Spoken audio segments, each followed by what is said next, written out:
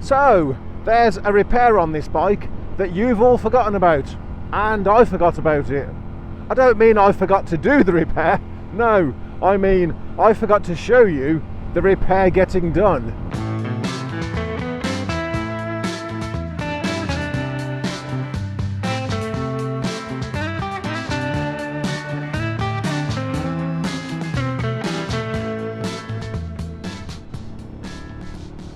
So, what am I talking about?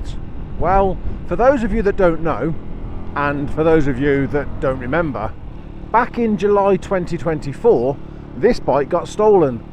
And although we did get him back very quickly, which is still a miracle to this day that we got him back, although we got him back, we were left with some damage to his ignition barrel, more specifically to the steering lock side of his ignition barrel. So let's just briefly go back to July 2024 and have a look at the damage that we were left with. Now, when your bike gets stolen and recovered, you can pretty much guarantee that your steering lock is going to be the first thing that would have gone. And this is no exception. I cannot put the steering lock on, and even if I could, it wouldn't work because the actual steering lock mechanism itself has been snapped. And you can pretty much guarantee that either your ignition barrel's been done, which mine hasn't, or they will cut your ignition wires and try to get the bike started that way. And that's exactly what they'd done with Rafiki. They'd cut his ignition wires, stripped the end of the cables back, and tried to get him started. Now at this point I've got my electrical toolkit with me, so I'm thinking, right, I need to get these wires reconnected. So I put on 4 new connectors, female connectors, onto the one side, and then realised that I didn't have any proper male connectors. So I had to use these shitty pre-insulated things that were far too big, and I had to crimp each one about 10 times. But it worked, they held, and I got the wires reconnected. And then, once I got him home, I did put on some proper male connectors onto those wires. It is only a temporary fix, but it's enough to get the bike running. So, we got him back on the road with a temporary fix, and then we discovered just how difficult it was going to be to get a replacement ignition barrel. At some point, because it was taking so long, I did solder those wires back together. But again, it was only a temporary fix, and I always wanted to get the job done properly. Fast forward to March 2025, and I did manage to finally get a genuine ignition barrel replacement. So this is how the repair went. Now, the wiring for the ignition barrel plugs in under the tank. It's this red one just here. And that wiring just feeds out through the front of the bike. Now, I have already taken the ignition barrel off of this bike back when the damage occurred last year, but to do that I had to take the clip-ons off and then take the whole of the yoke off the bike, flip it upside down, and then remove these things called shear bolts. Basically what they are, the ignition barrel itself is bolted to the yoke from underneath with these shear bolts, and what they are, they're essentially bolts with a hex head on them, and you tighten them up, and once you get to the correct torque spec, the heads snap off. And the idea is that it's meant to be a security feature. It's meant to make it more difficult for a thief to steal a vehicle, because if they can't unbolt the ignition barrel, which holds the steering lock, then it's meant to make it more difficult for them to steal the vehicle. The problem with that is that the steering lock on most bikes are pretty flimsy, and even if the manufacturer had used regular bolts to hold the ignition barrel in place, it would still be quicker for a thief to snap the steering lock than it would be to undo 2 bolts. And so by using shear bolts on a bike like this, all the manufacturer has actually done, they haven't deterred the thief whatsoever, because the steering lock's so flimsy. All they've actually achieved is they've put something in place to make life more difficult for mechanics. Now, here's the old ignition barrel. There's the broken steering lock. Let's get this outer sheath off first. Yeah, these outer sheaths really are a pain to get off without damaging them. Fortunately, because I've had this unit apart before, I knew how to do it, and I got lucky. We got the thing off. Now, when the bike got stolen, like I say, his wires got cut, his steering lock got smashed there.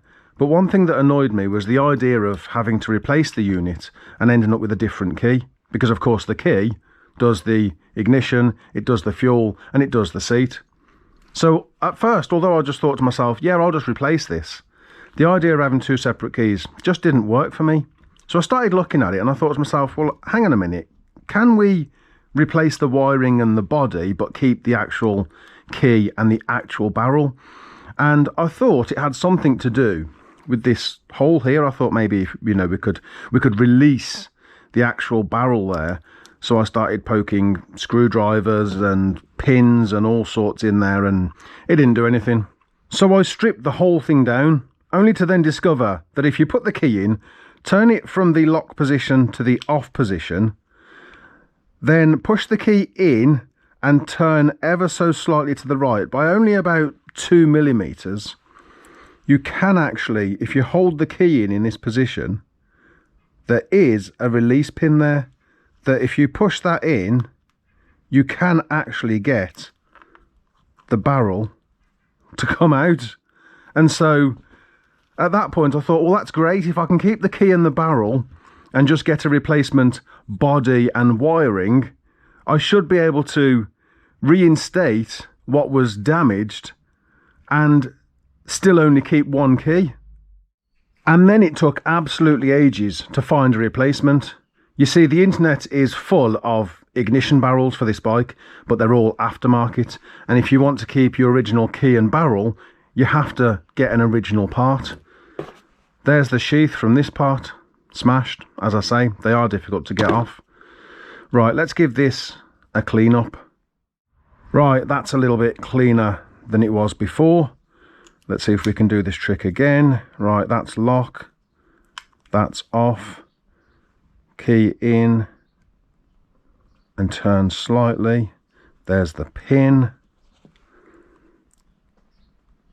Push the pin in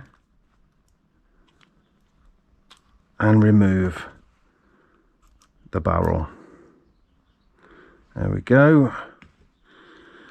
Now we put our barrel back in.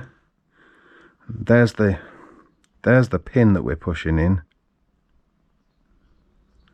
and that has to line up with that hole there.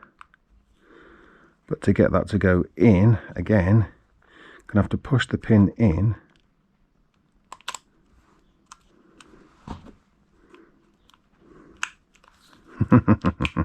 right, so that's steering lock on, that's the off position, that's the ignition position.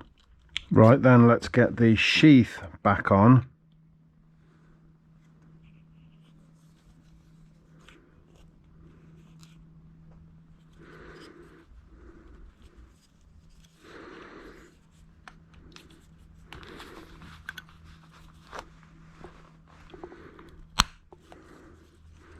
Fitting it is definitely a lot easier than taking it off.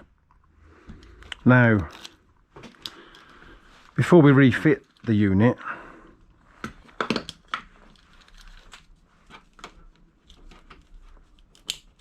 let's just make sure it works.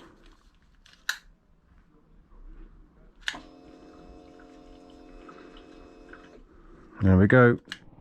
And after plugging the replacement ignition barrel in and making sure that it worked, I then proceeded to refit it, and the bike is back to how he was before he was stolen. Although I must say, that whole repair, it did turn into quite a technical, quite a detailed repair. I never thought things would get so detailed on that repair. It certainly wasn't a simple, straightforward swap the old one out and swap the new one in.